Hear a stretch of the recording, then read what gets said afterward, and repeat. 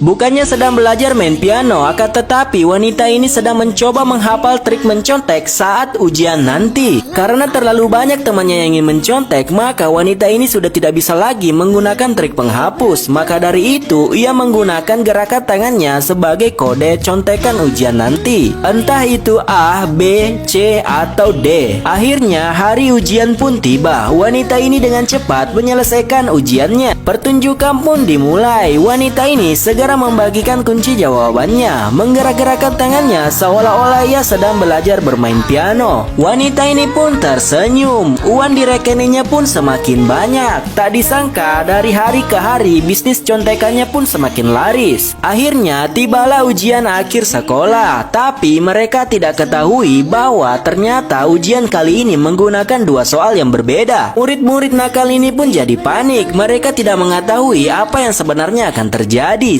Sementara itu, wanita ini dengan cepat menyelesaikan semua soal ujiannya. Sepertinya wanita ini akan kehabisan ide untuk membagikan jawabannya kepada para teman-temannya. Dan setelah ia menyelesaikan semua soal ujiannya, ia pun memberikan kode yang menandakan bahwa contekan sudah siap untuk dibagikan. Kode tersebut pun kembali disampaikan kepada orang-orang yang ada di belakangnya. Dimulai dengan soal yang pertama. Wanita ini pun mulai menggerakkan jarinya di atas meja seolah-olah sedang bermain piano. Yang ternyata itu merupakan sebuah kode untuk jawaban soal ujian kali ini. Para komplotan wanita ini dengan cepat mengisi semua lembar jawabannya sesuai dengan kode yang diberikan oleh wanita tersebut. Sementara itu, teman-temannya yang lain yang mendapatkan tipe soal kedua hanya bisa gigit jari dan menunggu. Tak dirasa waktu pun berlalu, sisa 30 menit lagi. Wanita ini pun mulai harap-harap cemas. Apakah ia masih sempat untuk mengerjakan soal yang kedua? Setelah semua lembar jawaban terisi, semua teman-temannya langsung berdiri untuk mengumpulkan kertas ujiannya. Disinilah wanita ini punya kesempatan untuk secepatnya menukarkan soalnya dengan soal yang kedua. Ia pun dengan cepat mengerjakan semua soal yang kedua ini dengan waktu yang sangat terbatas. Para komplotannya melihat dengan cemas karena mereka belum mengerjakan satu soal pun sama sekali. Dan guru pun langsung bilang kalau waktunya tinggal 15 menit lagi. Si jenius ini pun langsung gercep segera menyelesaikan soalnya.